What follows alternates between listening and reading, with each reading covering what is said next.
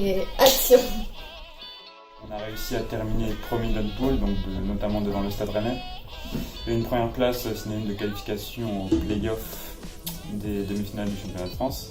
D'un point de vue individuel, je pense que ça a été également très positif puisque j'ai réussi à progresser énormément donc sous la houlette de mon coach Stéphane Ziani, qui m'a permis de progresser grâce à ses nombreux conseils et ainsi ça m'a permis de passer de nombreux caps.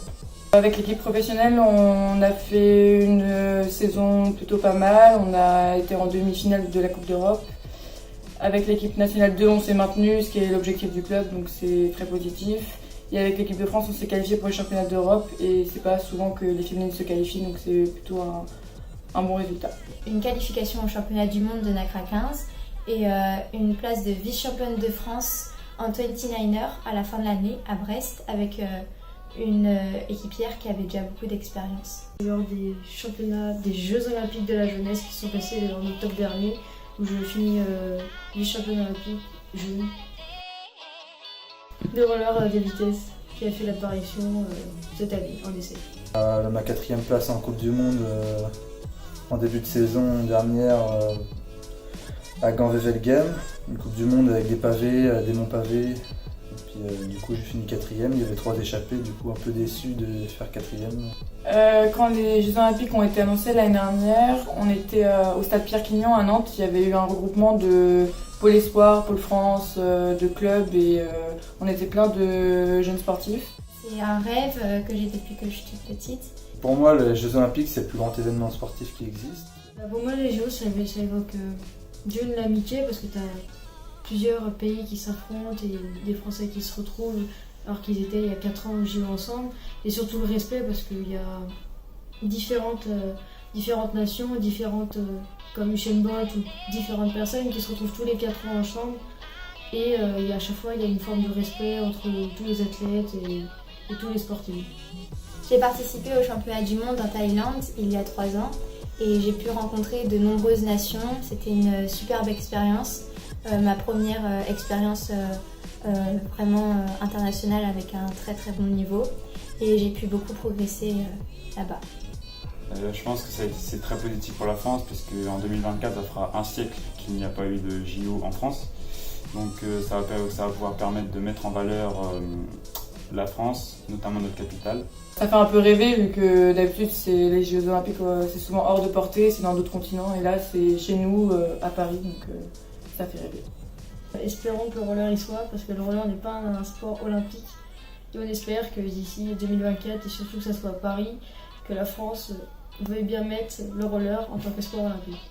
L'équipe de France ayant été sur le toit du monde en juillet dernier et ayant gagné une autre Coupe du Monde et une Coupe d'Europe dans les 20 dernières années, le seul titre majeur qui pourrait lui manquer serait les Jeux Olympiques, donc pourquoi pas les gagner en 2024 vu qu'on y participe pas souvent.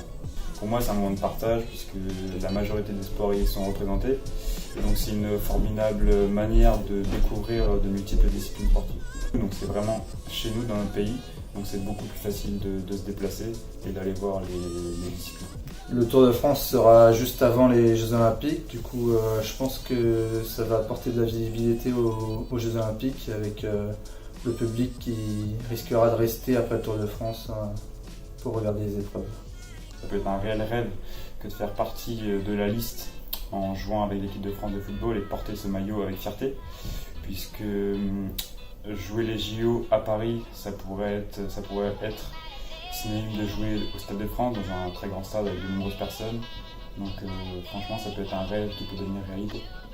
Personnellement, j'ai beaucoup de chemin à parcourir avant de pouvoir m'accorder le droit de rêver à l'équipe de France senior et au JO 2024. J'aimerais beaucoup participer aux JO pour représenter les valeurs de la France, surtout que la voile n'est pas trop médiatisée au niveau international, voire mondial. Et ça serait un bel événement pour pouvoir montrer que la voile est un beau sport.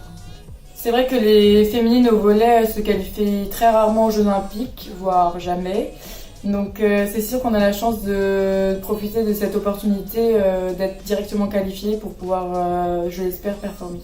S'il y a les JO, j'aimerais bien y participer Mais même si c'est pas moi qui participe parce que pour telle et telle raison, j'aurais rentré dans mon métier ou autre, j'aimerais au moins que des gens qui font partie du roller dans France puissent participer au JO et montrer notre sport au monde entier. Alors que c'est pas possible, sur un championnat du monde, personne, à part ceux du roller, personne ne regarde les championnats du monde. Alors que là, les JO, tout le monde pourrait regarder et montrer au moins notre sport et la couleur. Pour être au JO, c'est compliqué, mais c'est grave. Personnellement, j'ai jamais participé aux JO, que ce soit les JO jeunes ou seniors.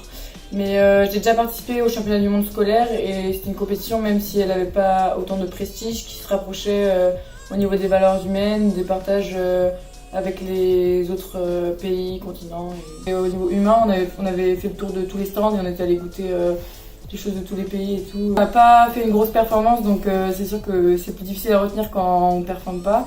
Mais c'est sûr que je retiens plus le côté humain de l'aventure que le volley et la compétition en soi. Surtout si c'est à Paris, ça peut être chez nous et donc j'aimerais beaucoup représenter les valeurs de la France à Paris. En plus, je connais beaucoup les plans d'eau, ce qui change beaucoup en voile. Au niveau tactique et stratégique, c'est tout ce qui est effet de site et les paysages qui changent.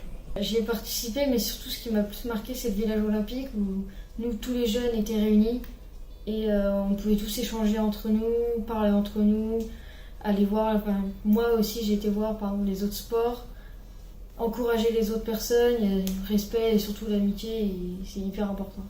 Alors, surtout un souvenir des derniers Jeux Olympiques, vu qu'il est très récent. Le dernier match pour espérer se qualifier des garçons au volley était en pleine nuit en France et du coup j'ai veillé pour pouvoir regarder le match et je me suis endormie mais ma soeur m'a réveillée pour regarder le match.